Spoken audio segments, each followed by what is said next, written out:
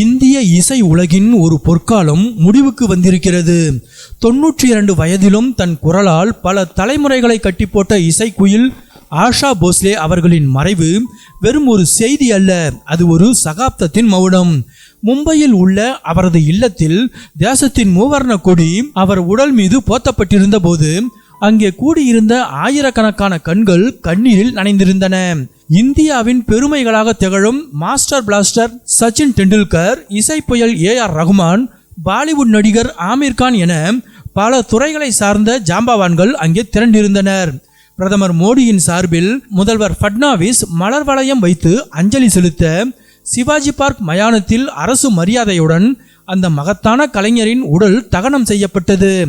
ஆனால் இந்த அதிகாரபூர்வ சடங்குகளுக்கு மத்தியில் ஒரு மூலையில் பதிவான ஒரு காட்சிதான் இன்று இணையதளம் முழுவதும் மக்களின் இதயங்களை தொட்டு கொண்டிருக்கிறது. கூட்டத்தில் ஒரு சாதாரண மனிதராக மிகுந்த துயரத்துடன் நின்றிருந்தார் இந்திய கிரிக்கெட் அணியின் வேகப்பந்து வீச்சாளர் முகமது சிராஜ். ஆஷா போஸ்லேவின் பேத்தி ஜனாய் போஸ்லே துக்கம் தாழாமல் உடைந்து போயிருந்த போது சிராஜ் அவருக்கு அருகே நின்று ஆறுதல் கூறிக்கொண்டிருந்தார். ஒரு கிரிக்கெட் வீரருக்கும் ஆஷா போஸ்லேவின் குடும்பத்திற்கும் என்ன தொடர்பு என்ற கேள்வி பலருக்கும் எழுந்தது. ஜனாய் போஸ்லே ஆஷாவின் இளைய மகன் ஆனந்த் போஸ்லேவின் மகள். பாட்டியை போலவே இசை திறமை கொண்டவர், கதக் நடன கலைஞர்.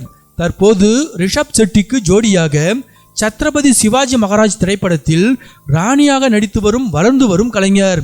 இவருக்கும் சிராஜுக்கும் இடையிலான உறவை சுற்றி எழுந்த வதந்திகளுக்கு கடந்த 2025ஆம் ஆண்டு ஒரு முற்றுப்புள்ளி வைக்கப்பட்டது. 2025 ஆகஸ்ட் மாதம் நடைபெற்ற ரக்ஷாபந்தன் விழாவில் ஜனாய் போஸ்லே சிராஜின் கையில் ராக்கி கட்டி என் அன்பு சகோதரன் என்று உலகிற்கு அறிமுகப்படுத்தினார். உன்னை போன்ற ஒரு தங்கை கிடைக்க நான் கொடுத்து வைத்திருக்க வேண்டும் என்று சிராஜும் நெகிழ்ந்தார். அந்த தூய நட்பு தான் இன்று ஒரு பெரிய இழப்பின் போது சிராஜை அந்த வீட்டின் ஒரு பிள்ளையாக அங்கே நிற்க வைத்திருக்கிறது. புகழ், பணம், அந்தஸ்து என எல்லாம் தாண்டி ஒரு குடும்பத்தின் சோகமான நேரத்தில் அவர்களுக்கு தோள் கொடுக்கும் சிராஜின் இந்த செயல் உண்மையான உறவுகள் இரத்தத்தால் மட்டும் உருவாவதில்லை, பகிரப்படும் அன்பாலும் உருவாகின்றன என்பதை நிரூபித்துள்ளது. ஆஷா போஸ்லே இன்று நம்மிடம் இல்லை. ஆனால் அவர் விட்டு சென்ற இசை, அவர் பேத்தி ஜனாய் மூலமாகவும் அவர் வளர்த்தெடுத்த மனித நேயம் சிராஜ் போன்ற நண்பர்கள் மூலமாகவும் தொடர்ந்து கொண்டே இருக்கும்.